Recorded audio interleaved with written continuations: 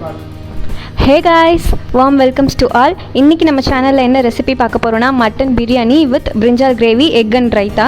First mutton biryani செஞ்சுக்கலாம். அதுக்கு என்னென்ன இன்கிரிடியன்ட்ஸ் வேணும்னு பார்த்தீங்கன்னா ஆனியன், டொமேட்டோ, கிரீன் சில்லி, அப்புறம் பாஸ்மதி அரிசி, curd, lemon sauce, ginger garlic paste, coriander leaves, mint leaves, curry leaves இதெல்லாம் போக நம்ம யூஸ்வலாக ஃபஸ்ட்டே ஆட் பண்ணுற அந்த bay leaf, star anise, red chilli இது எல்லாமே. பட் இது எல்லாத்தையுமே நம்ம வந்துட்டு ஃப்ரை பண்ண போகிறது கிடையாது. இது எல்லாத்தையும் ட்ரையாக ரோஸ்ட் பண்ணி பவுடர் பண்ண போகிறோம். வாங்க ஃபஸ்ட்டு எப்படி பண்ணுறதுன்னு பார்க்கலாம். ஓகே, ஃபஸ்ட்டு நம்ம ரோஸ்ட் பண்ண வேண்டியது என்னென்னு பார்த்தீங்கன்னா பட்டை, கிராம்பு, ஸ்டார் அனைஸு, அப்புறம் ரெட் சில்லி இது எல்லாத்தையுமே சிம்மில் வச்சு நல்லா நம்ம ட்ரை ரோஸ்ட் பண்ணிக்கலாம். ட்ரை ரோஸ்ட் பண்ணிவிட்டு நல்லா ஃபைன் பவுடராக கிரைண்ட் பண்ணிக்கலாம்.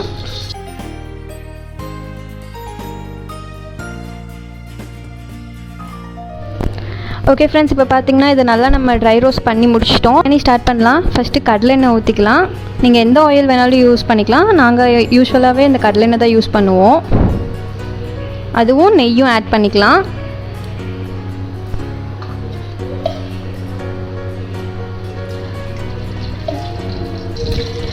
நெய்யும் எண்ணெயும் நல்லா சூடாகட்டும்.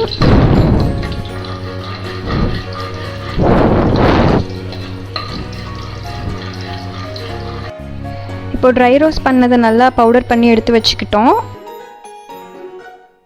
இப்போ பார்த்தீங்கன்னா நம்மளோட நெய்யும் எண்ணெயும் நல்லா சூடேறிடுச்சு.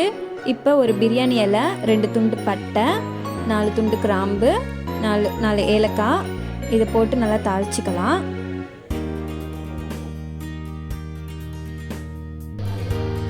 நெக்ஸ்ட் வந்துட்டு கருவேப்பிலை வந்து ஆப்ஷனல் தான். வேணுன்றவங்க போட்டுக்கலாம். எங்களுக்கு பிடிக்கும் அதனால் போட்டிருக்கோம். நெக்ஸ்ட் புதினா போட்டுக்கலாம். நெக்ஸ்ட் நம்ம சாப் பண்ணி வச்சுருக்க ஆனியன் போட்டுக்கலாம்.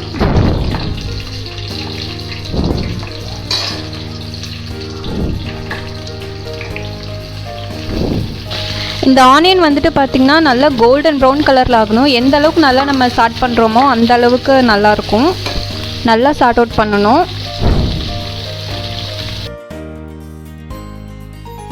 இப்போ நெக்ஸ்ட்டு நம்ம சில்லி போட்டுக்கலாம். நாங்கள் 4 க்ரீன் சில்லி போட்டிருக்கோம். டயக்னலாக கட் பண்ணிக்கிட்டா நல்லாயிருக்கும். இதையும் போட்டுட்டு நம்ம நல்லா சாட் பண்ணிக்கலாம்.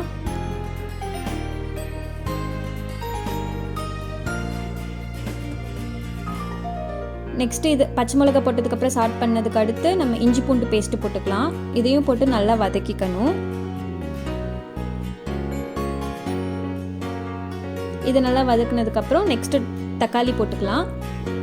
தக்காளி போட்டு நல்லா வதக்கிக்கணும்.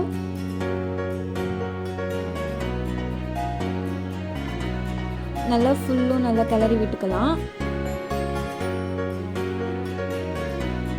வச்சிருக்கிற அந்த ட்ரை ரோஸ்ட் பண்ணதை போட்டுக்கலாம்.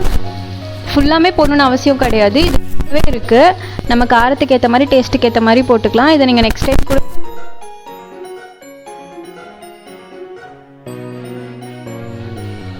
ஓகே. இப்போ வேணுன்ற அளவுக்கு மிளகாத்தூள் போட்டுக்கலாம். மிளகாத்தூள் போட்டு நல்லா வதக்கினதுக்கப்புறம் இன்றைக்கி டிஷ்ஷோட ஹீரோ நம்ம மட்டன் அதை போட்டு நல்லா கிளறிக்கலாம். மட்டன் நல்லா எல்லா பக்கமும் அந்த மசாலாஸும் கோட்டாகிற மாதிரி நல்லா சாட் பண்ணணும். நல்லா ஓரளவுக்கு ஒரு 10% வதங்குற அளவுக்கு நல்லா கண்டினியூஸாக நம்ம சாட் பண்ணிகிட்டே இருக்கலாம். உங்களுக்கு பார்த்தீங்கன்னாலே தெரியும் அது வதங்குறது.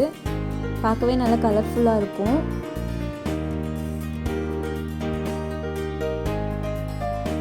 நெக்ஸ்ட்டு நம்ம மட்டன் போட்டு நல்லா சாட் அவுட் பண்ணதுக்கப்புறம் லைட்டாக உப்பு போட்டால் இன்னும் கொஞ்சம் சீக்கிரமாக அது வதங்கும். அதுக்காக தான் கொஞ்சமாக போட்டால் போதும். பிகாஸ் நம்ம பின்னாடி ஆட் பண்ணுவோம். நெக்ஸ்ட்டு நம்ம ஆல்ரெடி ஸ்க்வீஸ் பண்ணி வச்சுருக்க லெமன் சாஸ் போட்டுக்கலாம். இன்றைக்கி ஹாஃப் லெமன் தான் நாங்கள் போட்டிருக்கோம். அதே போதும். அடுத்து கர்டு 3 ஸ்பூனு. நீங்கள் உங்கள் காரத்துக்கு ஏற்ற மாதிரி போட்டுக்கலாம். ஏன்னா நம்மளோட மசாலாஸ் கொஞ்சம் காட்டமாக இருந்தால் கர்ட் போடுறப்ப அது கரெக்டாக பேலன்ஸ் பண்ணிக்கும். அதுக்காக தான். இந்த மாதிரி நம்ம மீட் நல்லா உருண்டு வரும், பார்த்தாலே தெரியும் நமக்கு. அந்த டைமில் நம்ம தண்ணி ஊற்றணும். 1 கப் பாஸ்மதி அரிசிக்கு 2 கப் தண்ணி. ஸோ இந்த மட்டனுக்கு ஆல்ரெடி நம்ம அந்த தண்ணி ஊற்றினாலே போதும். இப்போ 2 டம்ளர் தண்ணி ஊற்றிட்டோம். இதுக்கு 2 விசில் விட்டுக்கலாம் மட்டனுக்கு. ஓகே ஃப்ரெண்ட்ஸ், இப்போ மட்டன் விசில் வர கேப்பில் நம்ம பிரிஞ்சால் கிரேவிக்கு என்னென்ன வேணும்னு பார்த்துடலாம். ஃபஸ்ட்டு பிரிஞ்சால் கிரேவி செய்கிறதுக்கு நம்ம இந்த நடக்கடலையும் வெள்ளை எள்ளும் வந்துட்டு வறுத்து பவுடர் பண்ணி வைக்கணும். அது அப்புறம் ஆனியன், டொமேட்டோ, க்ரீன் சில்லி, கறி லீவ்ஸ், கொரியாண்டர் லீவ்ஸ், அது எப்பவும் போல் புளி. நம்ம நார்மலாக யூஸ்வலாக சாப்பிட்ற புளிப்பை விட இந்த கத்திரிக்காய் கிரேவிக்கு புளிப்பு கொஞ்சம் அதிகமாக இருக்கணும். அடுத்து அப்புறம் கத்திரிக்காய். இப்போ ஃபஸ்ட்டு இது ரெண்டையும் நம்ம ட்ரை ரோஸ்ட் பண்ணி எடுத்துக்கலாம். ஓகே, ஃபஸ்ட்டு நம்ம நடக்கடலை எடுத்துக்கலாம். ஆல்ரெடி நம்ம வறுத்தது வாங்கினாலும் லைட்டாக நம்ம ரோஸ்ட் பண்ணிக்கிட்டால் நல்லாயிருக்கும்.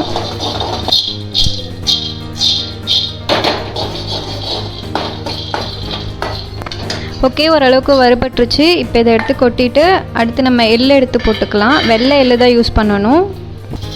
எள்ளு போட்டுக்கலாம்.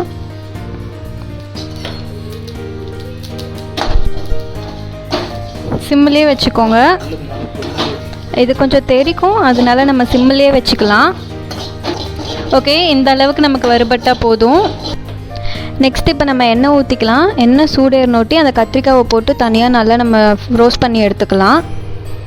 இப்போ பிரிஞ்சால் இதில் ஆட் பண்ணிக்கலாம்.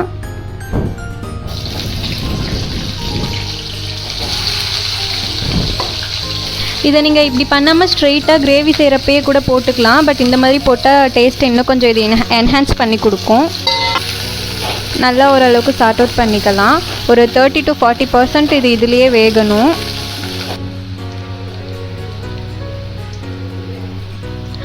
பிரிஞ்சால் கிரேவிக்கு நமக்கு பிரிஞ்சால் இந்த அளவுக்கு வறுபட்டிருந்தால் போதும். இப்போ நம்ம பிரிஞ்சாலை மட்டும் தனியாக எடுத்து வச்சுக்கலாம்.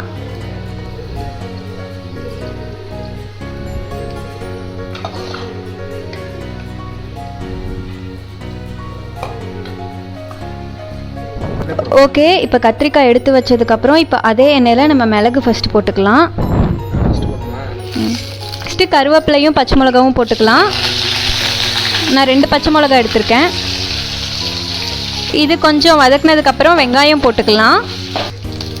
இப்போ வெங்காயம் ரோஸ்ட் ஆகணும், அந்த கோல்டன் ப்ரௌன் கலர் வரணும். நெக்ஸ்ட்டு தக்காளி போட்டுக்கலாம். வதங்கிருச்சு. நெக்ஸ்ட்டு நம்ம பவுடர் பண்ணி வச்சுருக்க எள்ளு வேர்க்கடலையும் போட்டுடலாம்.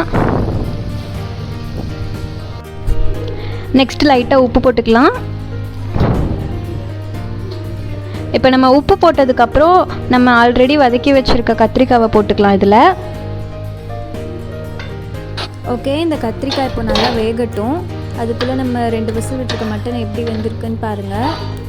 நல்லாவே வெந்திருக்கு. இந்த கன்சிஸ்டன்சி இருக்கணும், அப்போ தான் கரெக்டாக இருக்கும்.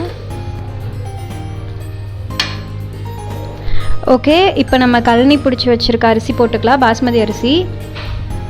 நாங்கள் 3 கப் அரிசி எடுத்திருக்கோம், அதனால் 6 கப் தண்ணி. ஆல்ரெடி இதில் 2.5 கப் நம்ம ஊற்றிட்டோம் மட்டனுக்காக. இப்போ அதுக்கேற்ற மாதிரி கரெக்டாக நம்ம அளந்து தண்ணி ஊற்றிக்கலாம். நம்ம இப்போ செக் பண்ணிக்க வேண்டியதான். என்ன தான் நம்ம கடைசியாக நம்ம இது பண்ணாலும் அது நமக்கு கரெக்டான பர்ஃபெக்ட் டேஸ்ட்டாக இருக்காது. இந்த இடத்துல நம்ம எல்லாமே உப்பு காரம் எல்லாம் கரெக்டாக பார்த்துக்கிட்டு விசில் விட்டோம்னா கரெக்டாக இருக்கும். ஓகே, இப்போ நம்ம உப்பு காரெல்லாம் பார்த்தாச்சு. நம்ம பிரியாணிக்கு ரொம்ப முக்கியமே புதினா இலை தான். ஸோ கார்னிஷிங்காக அது நிறையாவே போட்டுக்கலாம், நல்லாயிருக்கும், டேஸ்ட்டும் நல்லாயிருக்கும். இது போட்டுட்டு நெக்ஸ்ட்டு ஒரு விசில் விட்டு எடுத்துக்கலாம். கூடவே கொத்தமல்லி இலையும் போட்டுக்கலாம்.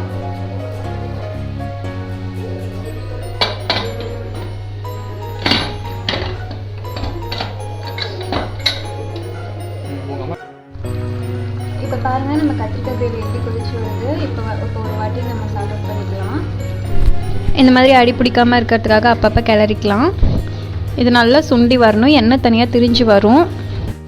ஓகே, இப்போ நம்ம பிரிஞ்சால் கிரேவி ஆல்மோஸ்ட் ரெடி ஆகிடுச்சு. இங்கே பாருங்கள், எண்ணெய் அங்கங்கே திரிஞ்சு வரணும். இந்த மாதிரி வந்ததுக்கப்புறம் கரெக்டாக இருக்கும் நமக்கு. பாருங்கள் கிரேவி கன்சிஸ்டன்சி எப்படி இருக்குன்னு. எங்களுக்கு இந்த கன்சிஸ்டன்சியில் இருந்தால் தான் பிடிக்கும், அதனால நாங்கள் இப்படி வச்சுருக்கோம். உங்களுக்கு இன்னும் கொஞ்சம் தண்ணி மாதிரி இருக்கணும்னாலும் நீங்கள் அதுக்கேற்ற மாதிரி செஞ்சுக்கலாம். எங்களுக்கு இந்த மாதிரி நல்லா திக்காக இருந்தால் பிடிக்கும், ஸோ நாங்கள் இப்படி செஞ்சுருக்கோம். அவ்வளோதான், நம்மளோட பிரிஞ்சால் கிரேவி ரெடி. இந்த அளவுக்கு நல்லா வந்திருக்குன்னு பார்க்கலாம்.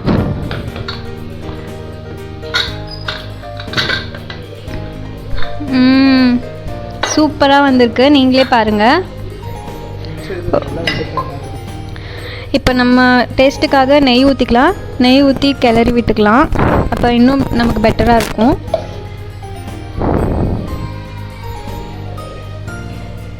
ஓகே, இப்போ நம்ம கிளறலாம். கிளறப்ப இந்த அரிசிலாம் உடையாமல் பார்த்து கிளறணும்.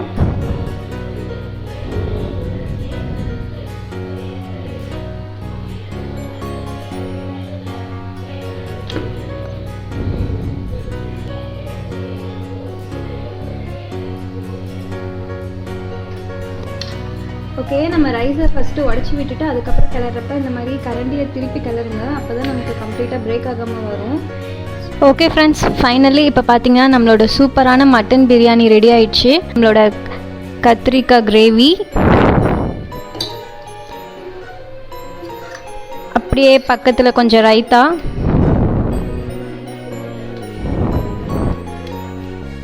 அப்படியே ஒரு நாட்டுக்கோழி முட்டையும் வச்சுக்கலாம். சூப்பராக இருக்கும். ஆக்சுவலி பார்த்தீங்கன்னா இன்றைக்கி எங்களோட பிளானில் வேறு ஒரு டிஷ்ஷு தான் இருந்தது. ஒரு ஸ்வீட் செய்யலான்ட்டு இருந்தோம். பட் எங்களோட சப்ஸ்கிரைபர் ஒருத்தவங்க நான்வெஜ் இருந்தால் சூப்பராக இருக்கும்னு சொன்னாங்க. ஸோ இதை அவங்களுக்காக நாங்கள் டெடிகேட் பண்ணுறோம். அவங்களுக்காக செஞ்சது தான் இந்த நான்வெஜ் ஃபீஸ்ட்டு. ஓகே ஃப்ரெண்ட்ஸ், உங்களுக்கு இன்றைக்கி இந்த வீடியோ ரொம்ப பிடிச்சிருந்தா லைக் பண்ணுங்கள், கமெண்ட் பண்ணுங்கள், ஷேர் பண்ணுங்கள். அப்படியே மறக்காமல் சப்ஸ்கிரைப் பண்ணிடுங்க. பக்கத்தில் இருக்க பெல் ஐக்கானையும் கிளிக் பண்ணிடுங்க. தேங்க்யூ.